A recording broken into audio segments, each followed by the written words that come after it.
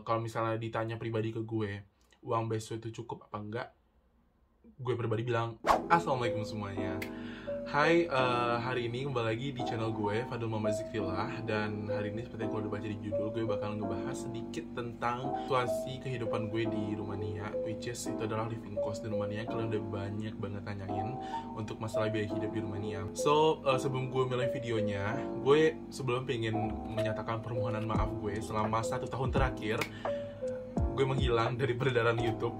Gue tahu kalian banyak banget yang DM, banyak banget komen-komen yang gue baca semuanya. DM juga hampir semuanya itu gue baca. Cuman 1 tahun itu bagi gue agak berat. 1 tahun kemarin, untuk pertama kali gue tinggal di Rumania, gue harus adaptasi. Terus kebetulan 1 tahun kemarin itu gue sempat kerja di beberapa tempat, kerja part time gitu, dan it was really busy for me. And salah satu teman baik gue juga pergi ninggalin gue, dan pokoknya berat banget 1 tahun pertama gue di sini. Jadi gue berkeputusan untuk gue harus berhenti dulu ber-YouTube, sosial media, atau sharing-sharing gitu. Dan gue harus benar-benar fokus sama diri gue dulu selama 1 tahun belakangan. Makanya kalau misalnya kalian nyariin, terus mungkin kalian sedikit, mungkin ada beberapa dari kalian agak sakit hati karena kalian DM. Dan aku ada lihat beberapa DM yang itu sampai DM-nya 3 kali, 4 kali. Dan aku baca tapi aku nggak balas karena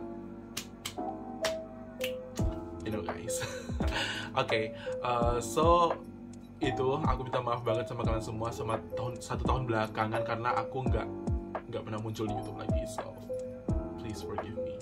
Oke, so today, seperti yang kalian udah baca di judul, gue bakal ngebahas tentang living cost di Rumania. Dan gue mau kasih disclaimer dulu, semua yang bakal gue bicara di sini itu semuanya benar-benar bergantung sama apa yang gue hadapi, yang gue jalani, dan yang gue keluarkan. Dan ini benar-benar semuanya pengalaman pribadi, karena living cost itu benar-benar beda dan dinamis banget berdasarkan setiap orang ya. Tergantung dengan gaya hidup, laki-laki perempuan itu beda, kota kecil kota besar itu beda tentunya. Dan lu makannya sering makan di luar dan masak itu bakalan beda banget pengeluaran. Jadi semua yang bicara di sini benar-benar tergantung dengan diri aku sendiri.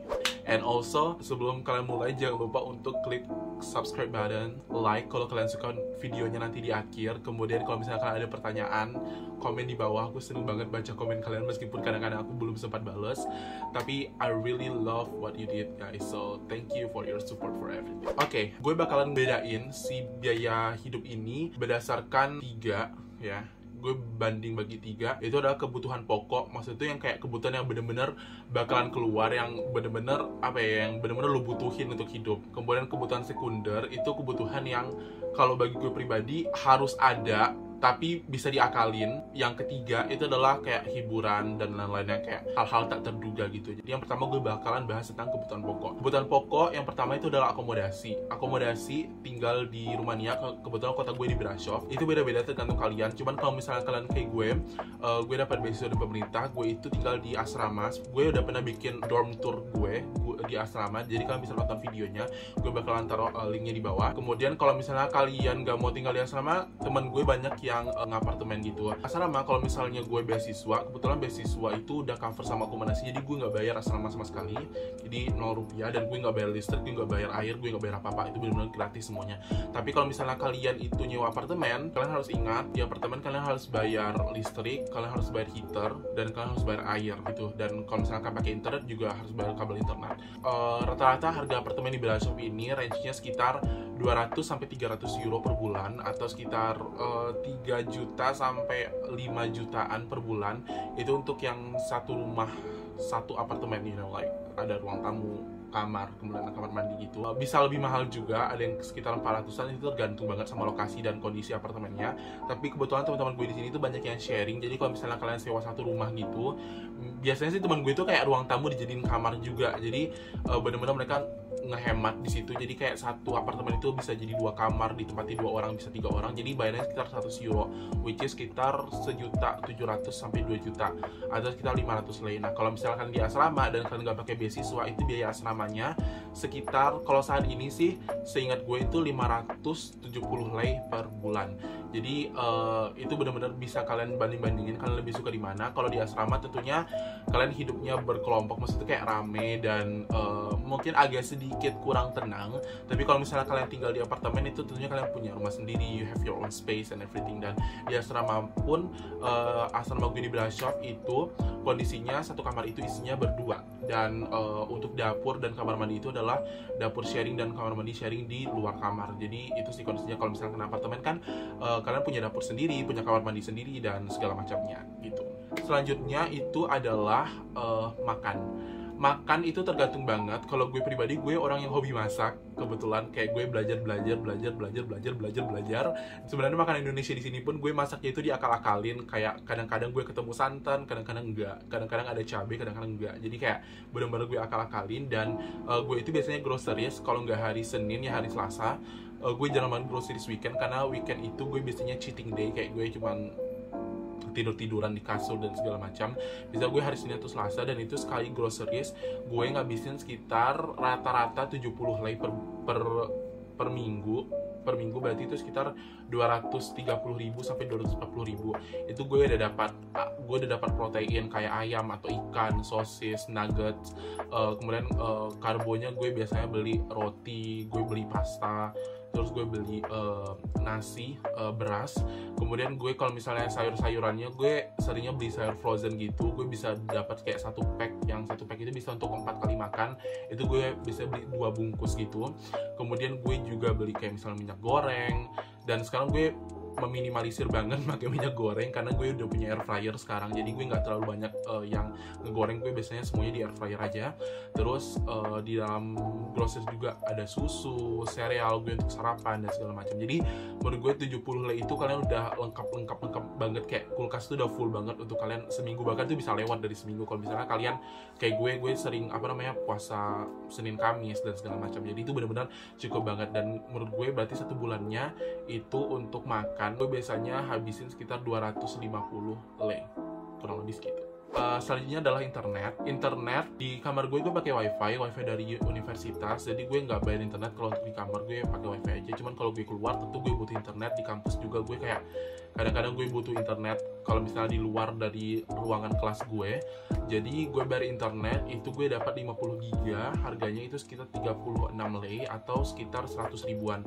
Itu gue dapat 50 giga dan gue nggak tahu gimana kondisinya, tapi setiap bulan gue dapat lagi ekstra 100 giga. Jadi gue punya 150 giga dan itu lebih dari cukup karena sering banget sisa setiap bulan. Dan itu gue juga ngambil paket yang udah pakai telepon yang pakai nomor handphone gitu, dan juga SMS. Selanjutnya pengeluaran gue yang lumayan besar itu adalah di transportasi. Nah, sebenarnya jarak kampus gue ke asrama itu nggak terlalu jauh, sekitar 1 kiloan gitu. Sebenarnya kalau dibawa jalan kaki nggak terlalu capek banget. Cuman kadang-kadang gue orangnya rada sibuk kalau misalnya pagi-pagi. Jadi kalau misalnya jalan nggak sempet, jadi gue bisa ngambil bis. Dan ngambil bis pun untuk ke fakultas gue yang spesifik, ke kelas gue itu agak jauh dari stasiun bis. Jadi sebenarnya gue harus jalan lagi dari stasiun bis ke kelas gue sekitar 12 menit, 10 menit jalan kaki. Di sini itu kalau misalnya kalian student, bus itu harganya sekitar 2,5 lei 1 kali perjalanan.